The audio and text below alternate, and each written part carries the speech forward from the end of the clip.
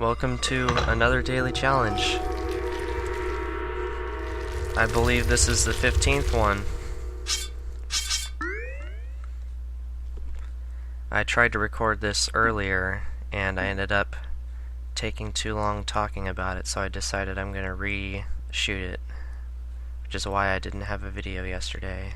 A score of 11 grand. Might not do so well on this, but I'm gonna try anyways. Today I'm gonna talk about another subject in board gaming, and that is gateway games. Games that get you into the modern designer board games.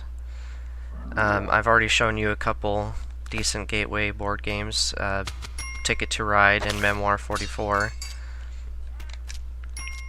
Memoir 44 might be a little trickier to get into, but if you're interested in Memoir 44, chances are you've already played equally complicated games.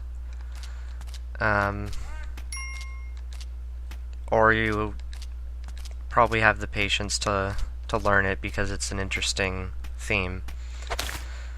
For Ticket to Ride, if you're going to actually purchase the board game, I would suggest getting Europe, because it's an entirely standalone game, which means you don't have to buy anything else to play it.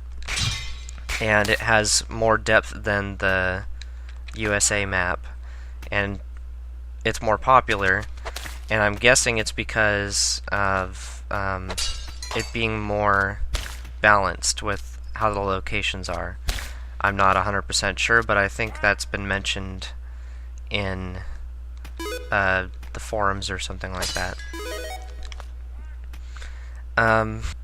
But some other examples of gateway games, just about any dexterity game, and I've also talked about dexterity games. Practically all of them would be a good gateway game because they don't rely on learning a bunch of rules and getting your head around certain types of mechanics. They're mostly reliant on you physically acting with the whatever it is, so it's not going to be that hard to get into. And if it is, everyone else is going to have a hard time. But an example of, oh no, I didn't grab the rock. I brought the rock and I didn't grab it. Another type of gateway game that would probably be the best one to start with is a party game. And you've probably already played party games that aren't modern designer ones. Or maybe you have. But there's one in particular that's extremely easy to play, and generally party games are just the kind of thing you can expect to play at a party, obviously. But that would entail having multiple people, it would be easy to learn, that kind of thing, because you might be playing it drunk. So this one in particular is extremely easy. It's just cards and a little board with little pieces that you can use to just show whether or not you failed or passed. Nothing complicated. It's called The Resistance, and it is about a resistance group trying to fight a corrupt government.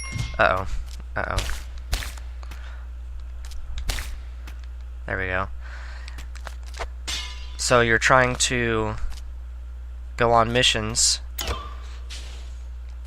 but the downside is there's someone in the resistance, or multiple people, depending on how big your group is, that is a double agent.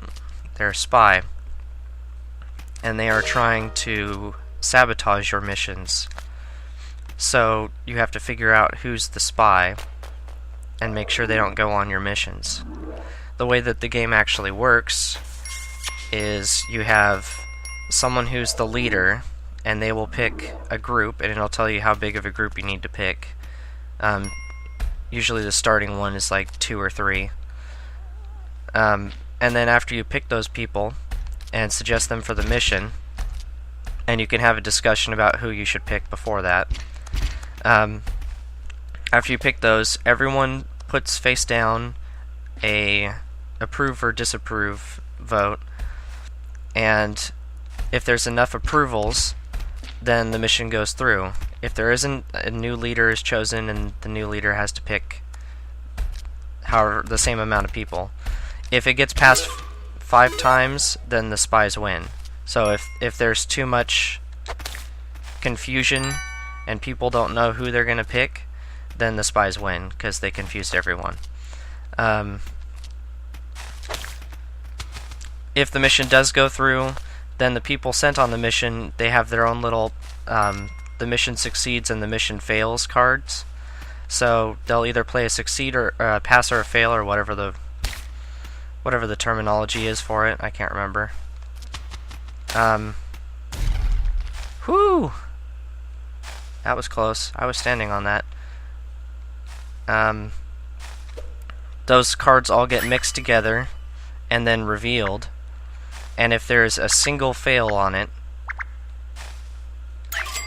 then the mission fails.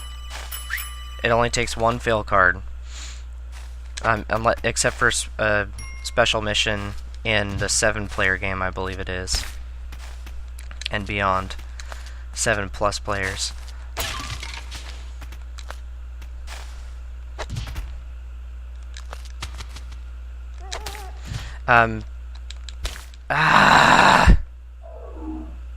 Jeez, I only talked about one game.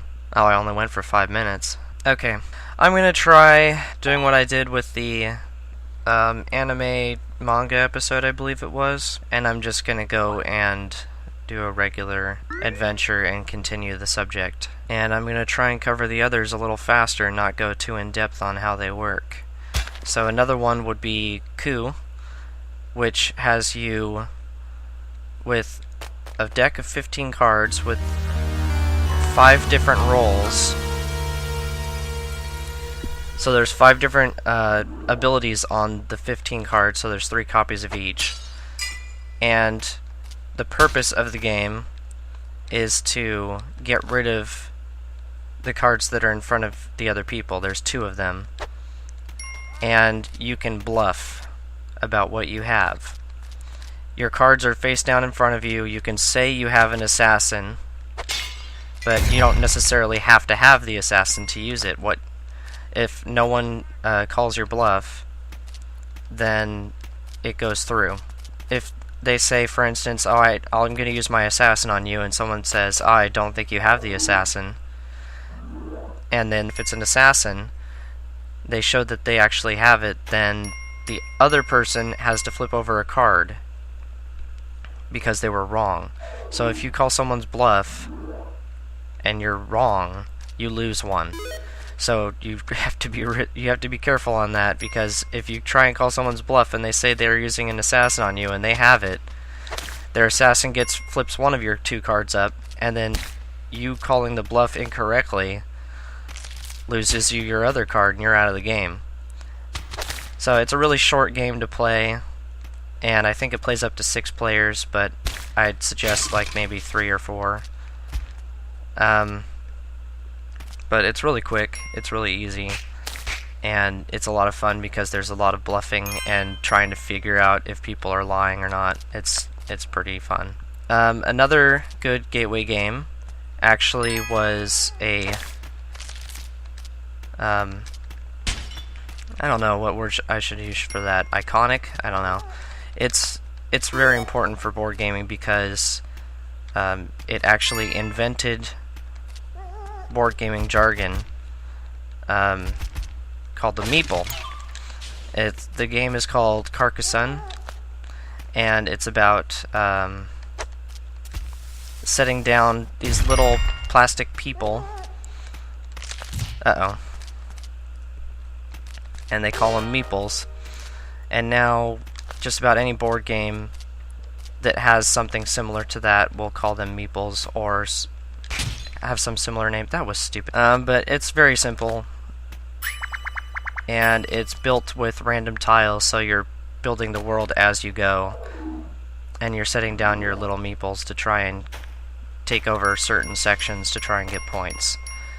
Another good one is Ink and Gold, and it's more of a press your luck style game. Wow, that was a lot of explosions. It's about exploring a temple, kind of Indiana Jones style. You're trying to avoid traps and collect rare artifacts. And the way that it works is you will have everyone shows before they continue whether or not they want to keep searching the temple, or if they want to go back to camp and save all the stuff that they've collected so far. Oh great, it's looking at me.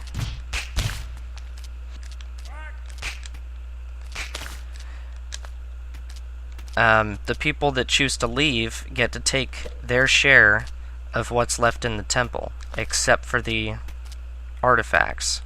If only one person leaves, then they get to take every single artifact that's in the temple at the time. So, as things get revealed, you're going to start wondering if someone's going to start trying to leave to try and take all the treasure for themselves. And you're going to have people seeing things get revealed, like they'll see a snake trap get revealed, and if a second snake trap gets revealed, then you're gone. Anytime two dangers get revealed in the same temple that you're in, it's over, and everyone that's tried to collect stuff is out. They don't get the money that they were collecting.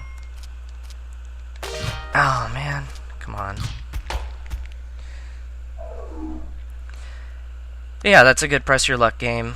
There are many others, but I'm not going to go too much into it. This is already getting to be too long. I just thought I would cover a few others. I'll cover more of them in the filler special, and I'll explain what filler games are in that also. But in general, filler games are going to typically be good for getting into board gaming. If you're looking on the Board Game Geek website that I linked in previous videos, it's a really good resource for looking up games.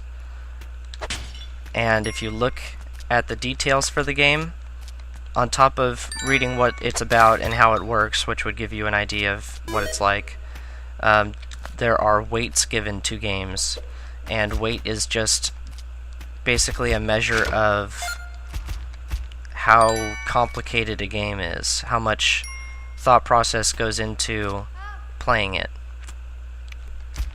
So if it's a light game, it is possibly good for getting into board gaming, and it probably will be. But the ones I've suggested are undoubtedly good. There's another one I was going to mention that I'm going to end up talking about in the filler special that's basically like playing Yahtzee, but it throws in extra stuff to make it interesting. It's actually pretty fun. But yeah, I'm just going to end it here now that I've found my special golden key. Have a good rest of your day.